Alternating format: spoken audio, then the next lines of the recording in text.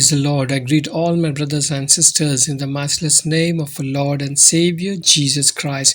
Today's promised word is from 2 Corinthians chapter 12 verse 9. It says, "But he said to me, my grace is sufficient for you, for my power is made perfect in weakness. Therefore I will boast all the more gladly about my weakness, so that Christ's power may rest on me." This is the word of the Lord. Dear brother and sister in Christ Jesus, when we look at this verse, we see a profound truth, right? God's grace is enough for us. It is like having a jar full of honey. God's grace is not just a little sprinkling, it is a whole jar filled to overflowing.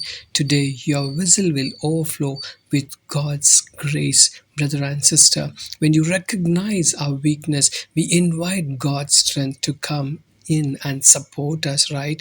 This means that during the toughest time in our lives, we can learn and just lean on God, where we are designed to be dependent on Him alone.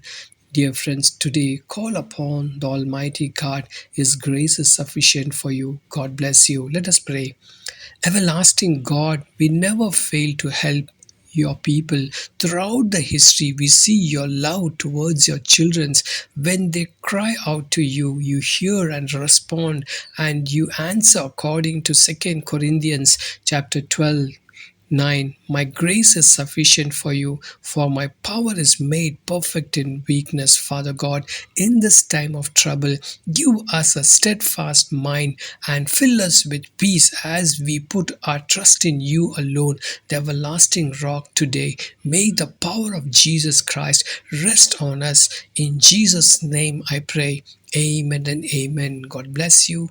Have a great day. Shalom.